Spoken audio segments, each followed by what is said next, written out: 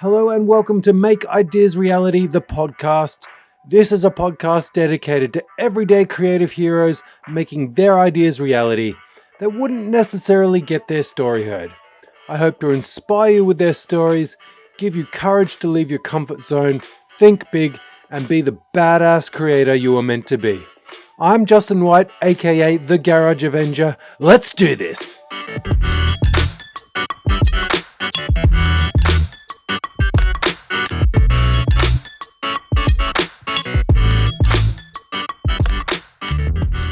Hello and welcome to Make Ideas Reality, the podcast. It's episode 30, which means Kristin's back. Hello, everybody. I get to come back again. How exciting. So if you guys that haven't listened to all the previous episodes don't know, is the fact is that every 10th episode I bring on my wife and we talk about my journey, things, challenges, whole heap of stuff that we've gone through already. Yeah. In episode 20, we talked about finding my why, my purpose, and that journey in itself. And I urge you guys, if you're not 100% like solid on why you exist in this world, go have a listen to episode 20 and have a listen, see if you can get something from it, and just start finding your purpose for living. I think that's super valuable. Yeah, it's important. We all have a purpose of being here. 100%. Yeah. So this episode, we are now moving forward from when I found my why. And this episode, we're talking a lot about dealing with your hidden demons. The gremlins? Yeah, the gremlins, aren't they, darling? Yeah, they are little gremlins. So let's bring you up to speed. So I found my why and I had this thing and I thought, what am I going to do with it? I'm going to start to find work that fits my why. So I started knocking on the doors of a couple of furniture makers because at the time woodworking was the thing. And, for me, and then I knocked on a door. I ended up getting a job for a company that was so nice to take me on, and I started working there. What I didn't quite realize was it wasn't as creative as I had hoped, and I was cutting a lot of MDF squares and sanding a lot. And interesting enough, though, that gave me an opportunity there to start thinking a lot because the work is kind of mundane. Yeah. So basically I had realized that even though I had my why and it wasn't quite fitting already, but at that time I hadn't realized that. I had sort of realized like, oh, I'm still having these like outbursts and things like that, which maybe Kristin, you can sort of elaborate what I would do and how I would act. Often you're very hard on yourself. That's one of the things that I also take notice of, and that I need to like stop. Well, I listen until I can't take enough, because one thing is getting your emotions out, which is really important, but what Justin tends to do is actually, he's self-detrimental. Can I say that? Is that a good word? Or self-destructive? Self-destructive, thank you. And he uses quite a lot of strong language towards himself. And in the end, I just go, enough. It's enough. Enough of beating yourself up. But those are the things that he would do. He'd get himself into a rut or into a stage or something with a project just is not going forward, and then he gets angry with himself, or something breaks that he's trying to do, and then he gets really angry at that, and the negativity that surrounds that then affects the whole person. And he's really hard on himself, and then by doing that, he affects the whole family. So we all feel it. So it's trying to separate separate it all, but also to actually be kind to yourself. It's really important. We'll talk more about that later, but those are things that he does. He can get into a frame of mind where he spirals down into quite a negative hole. Yeah. And I think, I found myself saying like, hold up, I'm not happy. And I'm not happy because I'm not doing what I like to do. I'm not happy because I keep on falling into these holes, these rabbit holes. Yeah, I keep on falling into the swirling vortex of black hole that is, that is negativity the and negativity. It, like once you get your foot in there and it catches you, you get sucked in, and I realized like, oh shit, I need to fix this, and like, how do I fix this? How do we move forward? Where do we go next? Yeah. And I mean, in some ways, I couldn't talk to Kristin because she just doesn't understand. She doesn't swirl into black holes like I do. Yep. So, it was, of course I could talk about it, but she really couldn't relate because she hadn't been there, and she's lucky like that. And I think it's just my wiring.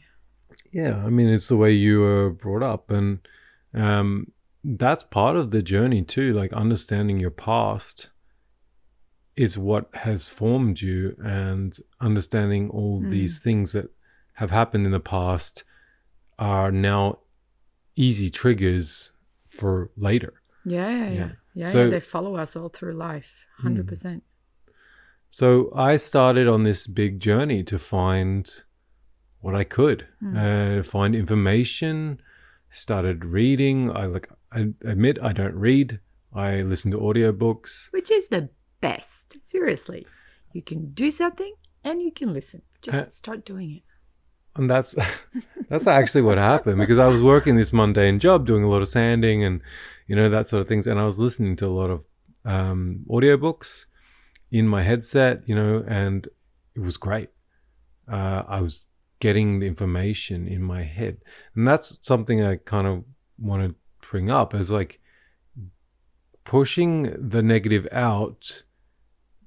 You have to push it out with the right thinking. Yeah. Like I didn't have the right thinking, so I needed to learn how to think properly. Yeah. Yeah. So bringing the positive thinking in, changing the way I thought about things, listening to people who have the right energy, the people that give me what I need constantly, was a massive part of that. So, I mean, I listened to a whole heap of audiobooks. Yeah, and then you would retell them to me, actually. You would retell what you really enjoyed about them, or if you listened to part of it that day, that would be kind of like our debrief in the afternoon. It's like, okay, nothing special happened at work, but I listened to this and this and this. And by doing that, you kind of relive it, and it takes up more space and shoves other stuff out as well, because you start implementing that frame of thought into your thinking system. I mean, I read a whole heap of books. At that stage, I was still thinking I was going to start a business. So I got hooked on Gary Vee, and you guys, if you don't, well, I mean, I'm still hooked. I probably listen to him at least once a day at some point, whether it's just like a little video that he makes or a full podcast or whatever. But I do consume a lot of Gary Vee. And the truth is, people hate him and people love him. There's no in between with Isn't him. Isn't it kind of like coriander? Either you love it or you hate it. He's coriander. Oh my God, he's coriander. Yeah, but either you love it or you hate it. Yeah. It's clean cut. Yeah. And I think the reason why people hate him is because he speaks a lot of truth, and it's really hard to hear that sometimes. Yeah.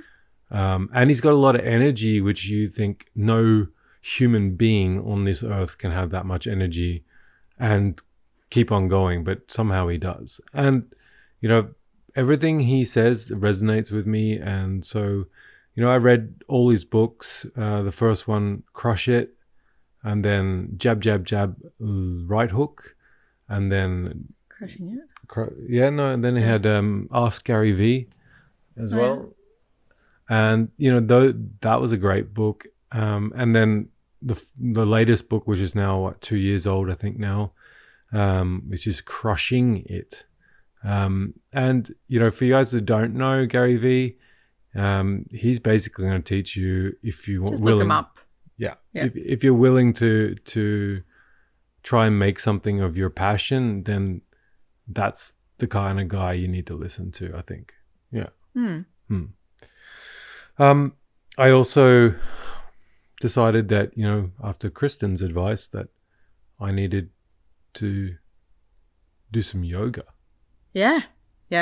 I tried yoga after our second baby, and it was amazing. I was like, Justin, you need to try this because this will help you. Because he needs to calm his mind, but also because he's so long, he's so tall, he has very tight muscles, and it bothers him. Like, he has pains from that. So I'm like, this can really help you. And you and a friend jumped on it, did it they did like an intensive week, which I was super impressed by. It's fantastic. But the journey it took you on, right? Oh, it was great. Like a lot of men would hate the idea of yoga, but like, seriously, it's been great. It's in my morning routine, which I'll talk about in another episode, every day. And, it helps my body feel a bit more relaxed and, flexible. Keeps my back strong, which, obviously I use my back for a lot of things, and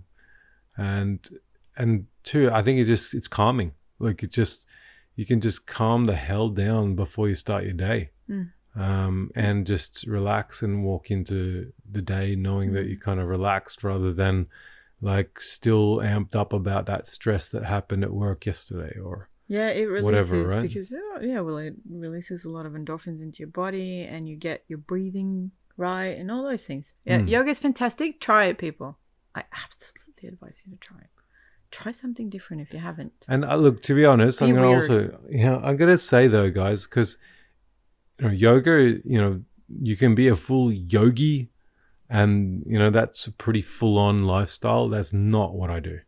I'm literally just stretching and breathing. That you could just call it that, stretching and breathing. Yeah, but that's what yoga is. It's just been labeled yoga, and I think unfortunately for most men, it has a bit of a funny label to it, Yeah.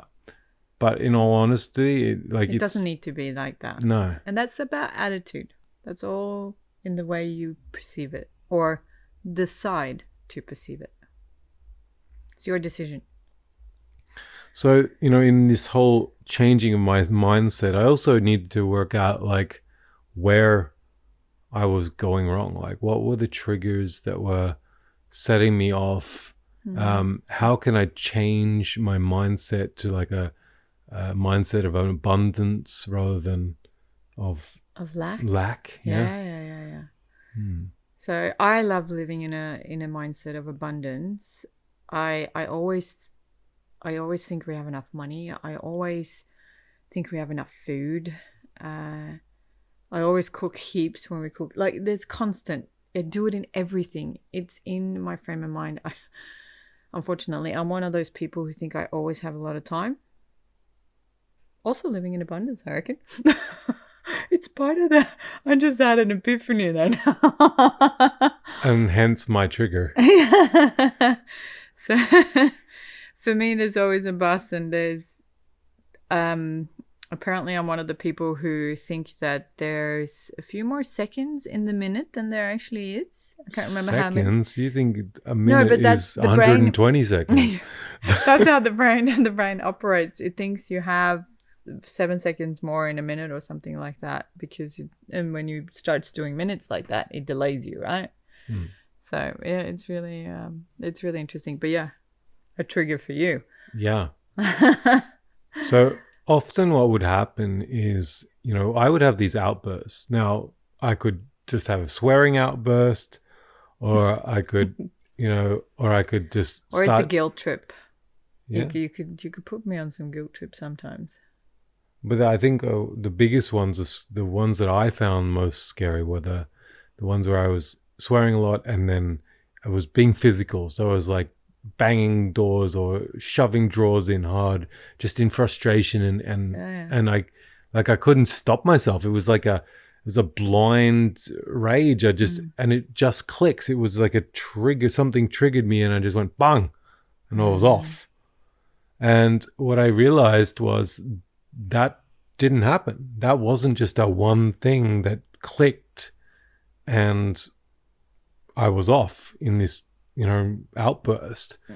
It was a long line of things that lined up before. So in my effort to find self-awareness, what I started doing is when I would have an outburst or would feel like I was really about to have an outburst, if I was about to have one, I would try to breathe through it and I would try to reaffirm myself that things aren't actually as they are.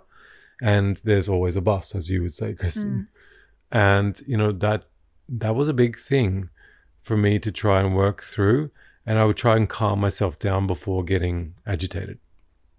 And for outbursting, I was already agitated. And what I think that happened though was, I started to reverse engineer the situation. So I would go back, even like days back, to see what were the things that triggered me to get to that point. Yeah. Was there something at work? Was there something at home? Was there something about being a father? Was there something about being in the garage? Yeah. Was Anything. it, or had I, there's a multitude of things basically. Yeah. And time was a big factor of that. Time is a big factor. Yeah. So I would always be worried about, I don't have enough time to do this. I don't have a time. And then I don't, then I would you live in scarcity. Yeah. Scarcity is the word we didn't have earlier. Yeah. Yeah. And so I would get wound up about not having enough time. And then the other layer of that is not caring what other people think, which was bullshit because I cared immensely what people thought. Yeah. The time thing comes from what people think of me. If I come there late, what will they think of me? What will they think? Or will they think much more than, oh, he's late? And then will they move past it and go, well, he's here now, so. What I soon realized is people have their own shit to deal with. And they're probably not going to lose any sleep whatsoever over something like you arriving late somewhere or not producing the work, for example. So that was a big realization for me that like, oh crap, I need to actually stop letting this get to me because actually no one cares. Yeah, it's interesting, the whole thinking pattern around that, right? Yeah. I think I feel like I need to share some of the books I read so that maybe you guys can also look at them. But before I share the titles and all these other books, I shared all Gary Vee's books, but like, you guys don't have to read the same books. You guys just have to have a mindset of wanting to change if that's what you want. And then go find the books that like you resonate to you. Yeah. Like that fits you. Like I've read heaps of different books that resonate more to me. I haven't read Gary Vee books, but I've read other people's books again that Justin hasn't read. So we're different people. So we like different things, and we also like listening to different people. Because often they read their own books when it's books like this. So then you kind of have to, we're all different, right? So we listen differently and we consume differently and all these things. So I think that's important to have in mind that, sure, these books might be great for us, but they might not resonate with you, but maybe there's other books out there that really resonates with you. Yeah. I mean, one of the books I found super interesting was a book called Solve for Happy. Now, Solve for Happy was an interesting book, which I came across because I was listening to a podcast called The Hustle Sold Separately. I'm going to go on a tangent here. Now, the Hustle Sold Separately was probably one of the biggest influences in my life to send me in this direction. So The Hustle Sold Separately is a podcast For entrepreneurs? Yeah, for entrepreneurs, artists, let's just say creators. Yeah. And it focuses on the people that sort of built something from nothing to something. And it's about the journey and being able to tell their story in real time rather than, the highlights, which most podcasts seem to do. And in some ways, my own podcast was based off that. And I think it was so big that I think I listened to, at that time when I was working as a furniture maker. I think there was around 220, 230 episodes out. And I think I listened to all of them. 6 a day, I think I listened to. Wow. Every single, yeah. That's pretty impressive. 6 episodes a day. And I just sucked in all these people's journeys, the things that they did, the hacks they had, the tips or tricks, and it was all about the mindset to get over your mental blocks, the things that are holding you back, that sort of thing. And so I sucked in all these episodes, and then, there was one of these episodes with, this guy Mo Gordat it was, yeah. Mo Gordat. And he was the chief business operator of Google X. Now, Google X, if you didn't know, was like the experimental technology center of Google. So they're the ones doing all the crazy stuff that you sometimes see. And, he had this big role, and then, he lost his son, and that was a tipping point for him to write this book. And it's really interesting. It takes an engineering approach to happiness, which I found... Engineering, mathematical point. Yeah, I mean... Gives you an equation. I found that super interesting. I mean, for a man, it's a lot easier to absorb when you can, analytically...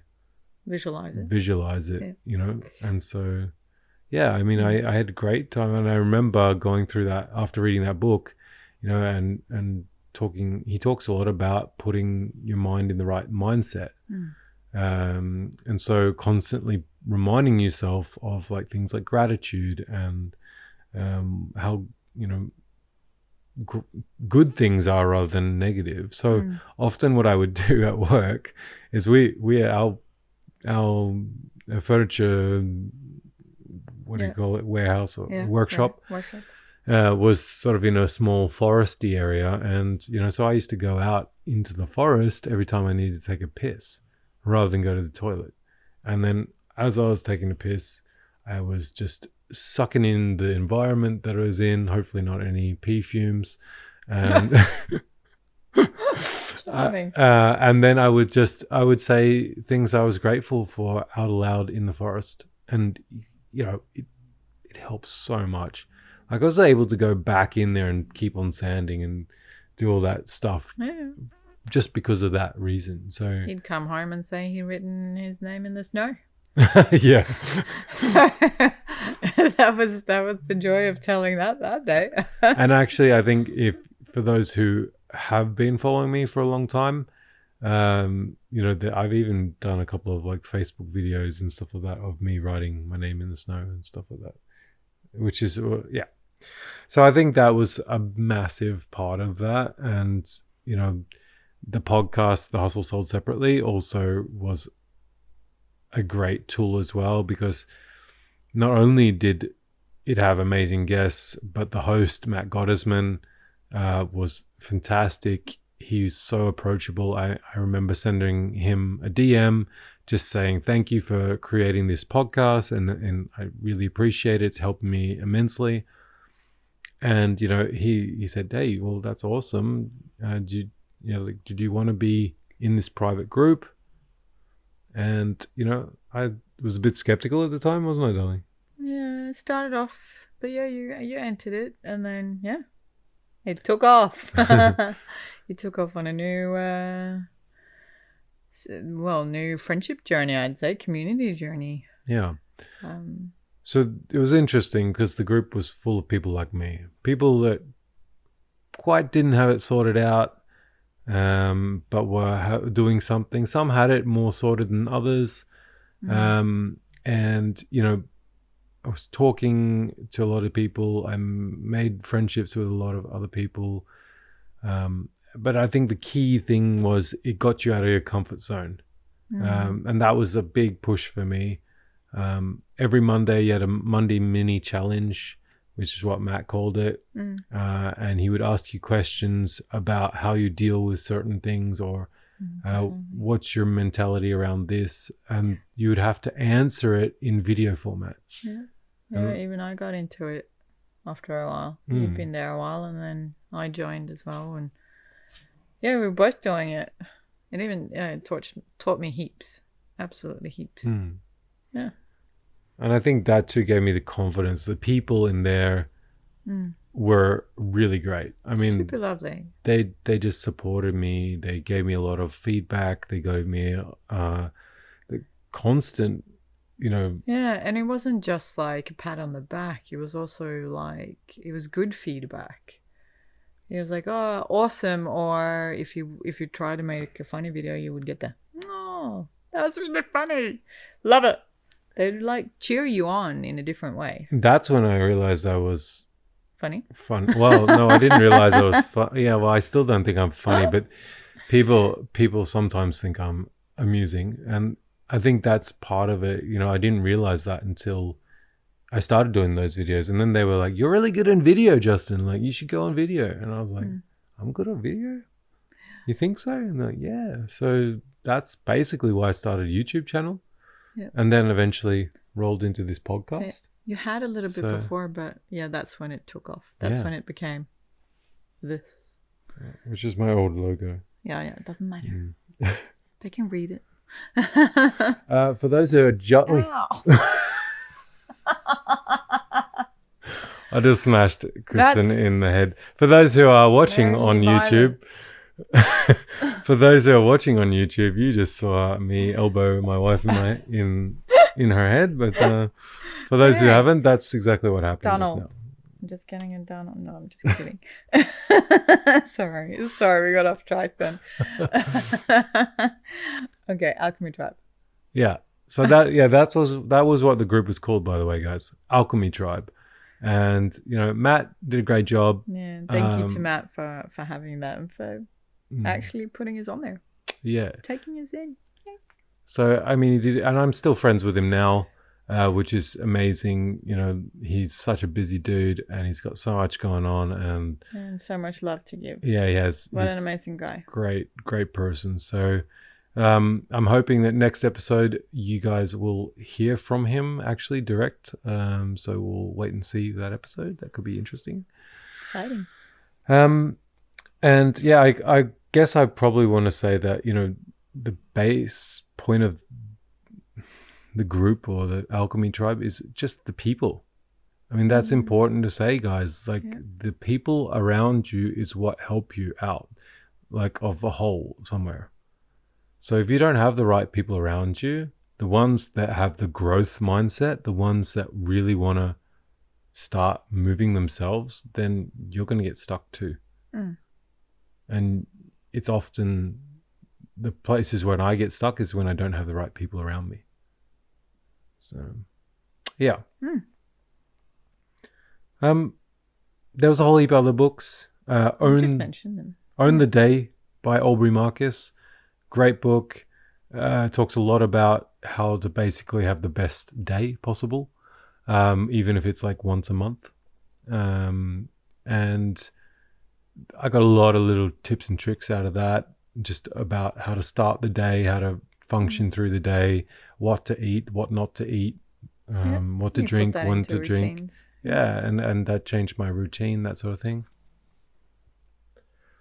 And then The Creative Curve by Alan Gannett. That was a really good book too. Just got me thinking. I mentioned this on the podcast before, I think. You know, he got me thinking really about the way creativity actually works. And he's done, research into this and understood it and is able to articulate it in a book, which is really great. So, I probably need to read that book again because there's so many interesting nuggets of information in there that just will help you in your creative journey and just be more productive, just be able to create more just by following some of these rules that he found out a lot of these creators hacks, use. Yeah. Good. And of course, I read a lot of Brené Brown books from Kristin's recommendations. And She's my hero. yeah. And we've mentioned her before. She's a shame and fear researcher. And, all these negative emotions come from these things, fear and shame, often. And, it's what holds us back often when we're Yeah, that's where it builds up from. It's,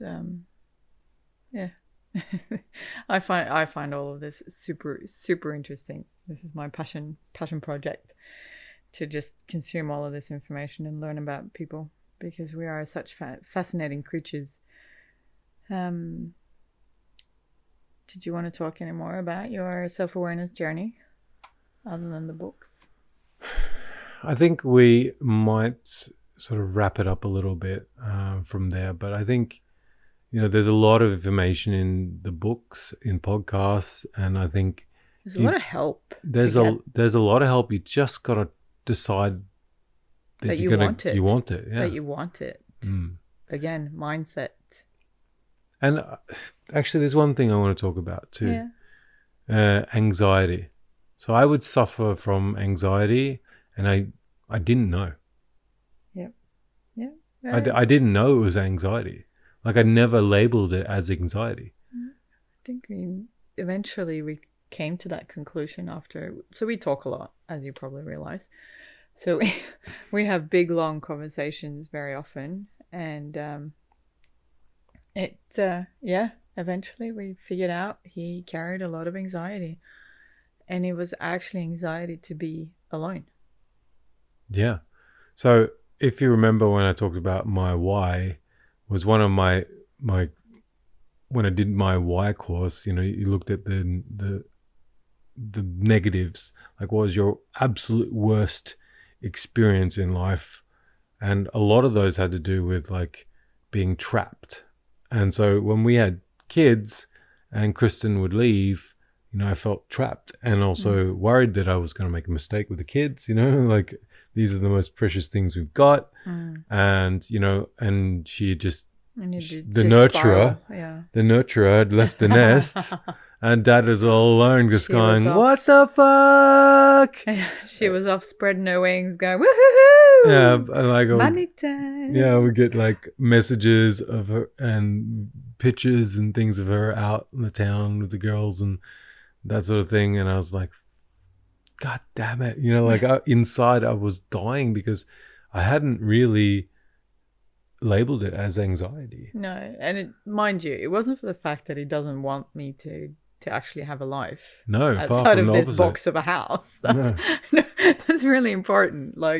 And I understood that, but at the same time, sometimes it was really hard to hear because you feel guilty for wanting to do something else than being a housekeeper, wife, and mother. And because you were that before all of these things, and that's really important for everybody and for both of us, especially when you have kids, to be able to get that. And so that's been a big journey that we've taken, but eventually we got to the root of it, And it stems from you being a child. That's the story that it goes back to. Yeah. The anxiety around being left behind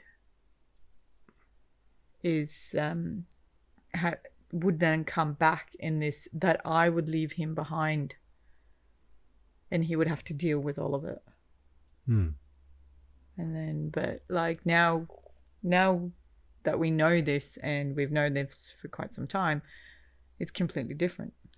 And two, I'm able to breathe through it, like, you know, and I literally breathe through it. I may just take a big breath in and just say, like, everything's going to be fine.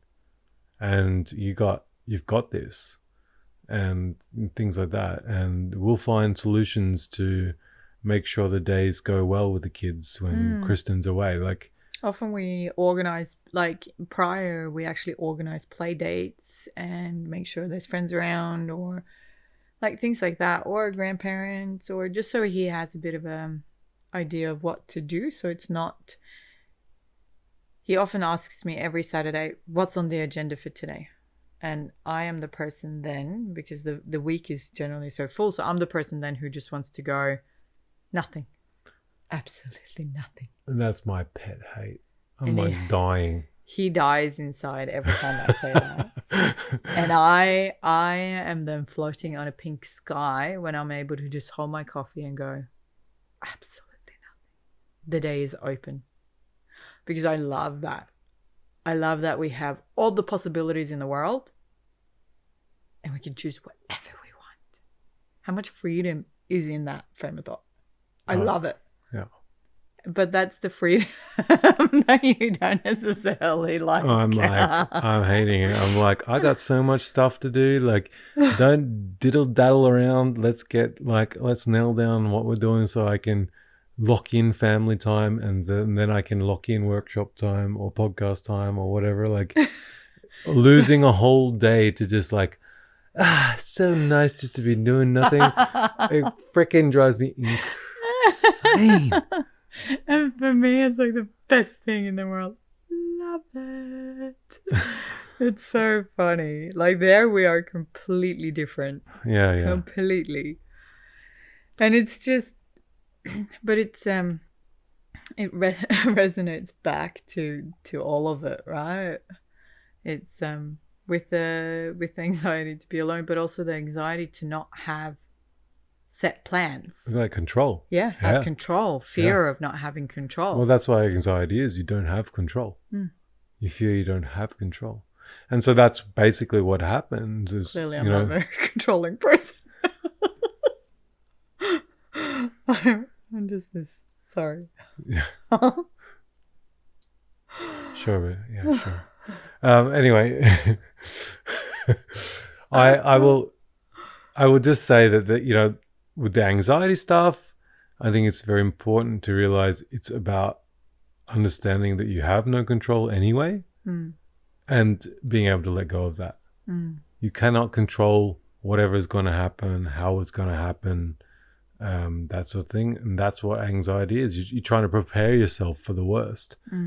And constant chances are it's not that bad, even if it is the worst. Like, that's some things I would say. Like, I would go through the worst case scenarios, and you know, like, what is the likelihood that that's ever going to happen?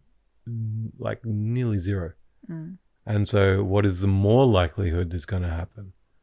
And then you start to calm yourself down a little bit about that situation. So I think that's valuable. I hope you guys, if you do suffer from some sort of anxiety, whether you've labeled it or not, you know, I think anxiety in some ways is stress.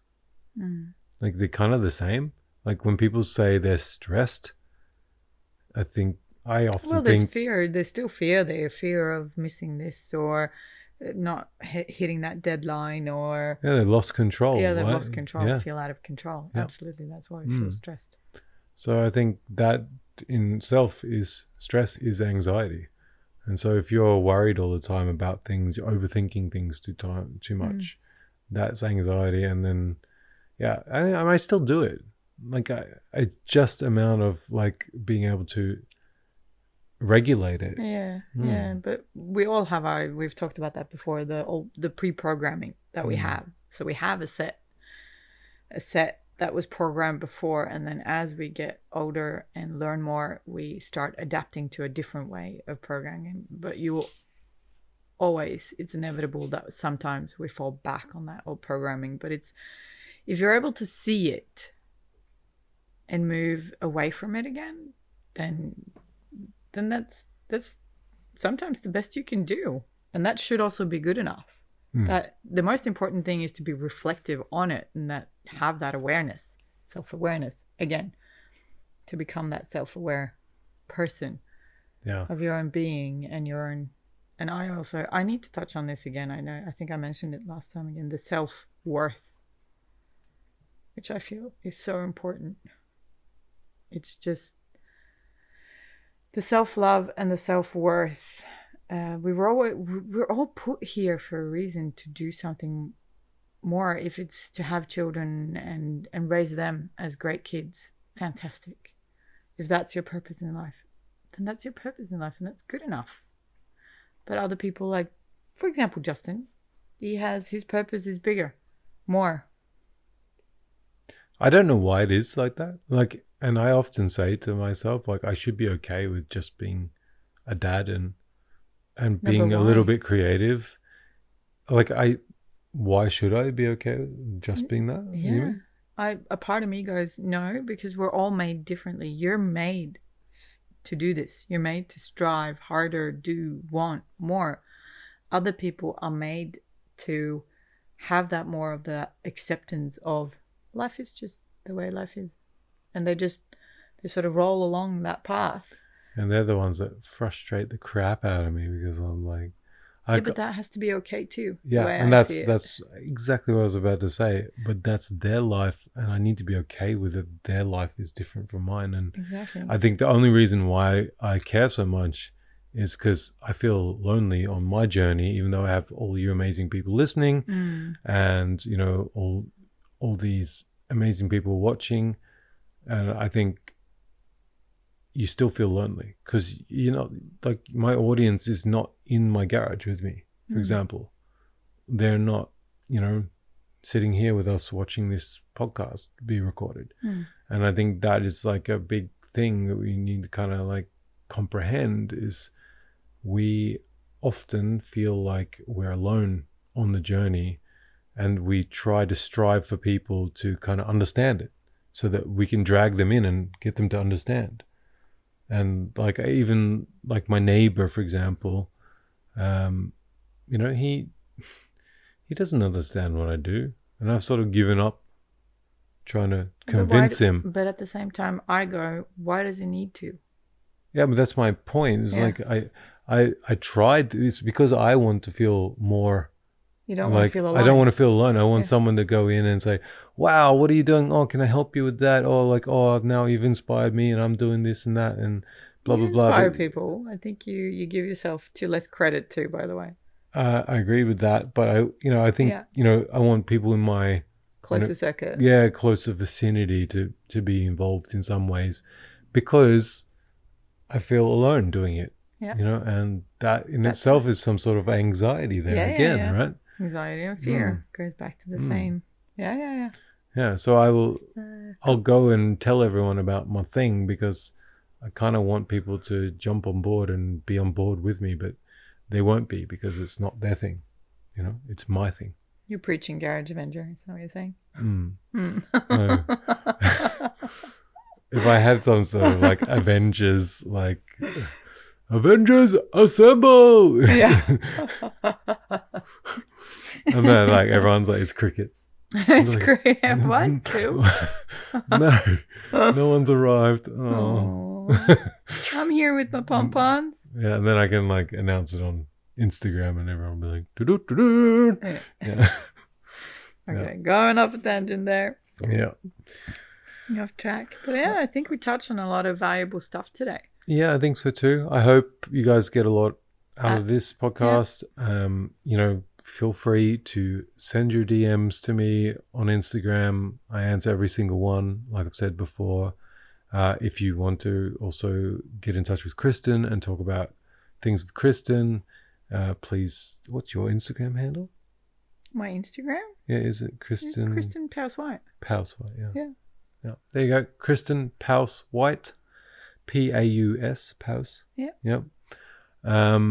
And, you know, you can find, I'm sure you can just find her through me as well. And you can ask all the questions you guys want. I think If you have anything, just send us a PM. if there's any book recommendations you need or anything like that, podcast, whatever it is, just ask. Yeah. And Relational questions, I'll take that too. yeah, Kristin's good at relationships, so I try. you can. I'm sure you can help. So yeah, like I said, send your messages. Thank you guys all so much for having the time to sit down and listen to us. And we really, really appreciate it. We thank you for also supporting us. Just by listening, you're supporting us. You know, but again, like, you know, you can support us by going to Patreon as well. If you want to be part of the GA Nation. Tap into that. Well, like I said, though, you can also support us just as much by creating a viral YouTube video with the words Make Ideas Reality Podcast in the back of your workshop in big letters. And that's not a big feat at all. No, not a bit ask. And you can also be super creative and paint the words Make Ideas Reality Podcast is the bomb on the top of all the skyrise buildings in your city, so that when a helicopter flies over they can see. Alrighty then, wrapping that up. So please, again, thank you for listening. Really hope you guys stick around for the next episode. Hopefully I will get Matt Gottesman on, and he's going to share some awesome tips and just truth bombs and all the other amazing things that he has going on in his life. And I look forward to sharing that with you guys. Until next time, keep pushing yourselves, keep learning, keep ballsing up things, and I'll catch you on the flip side. Thank you for having me. See ya. Right, guys, I hope you enjoyed that episode. Please go onto your podcast app, rate and review. Big focus on Apple Podcasts. If you're on that platform, please make sure you leave a review and write a little something. I would really, really appreciate it. And then please just share, guys. Like, get out there, tell people that the podcast exists, post on Instagram stories, post on Facebook, send messages to people with links to the podcast that you think would enjoy it. And let's just build something special here, guys. Thanks. And I hope you have an awesome week.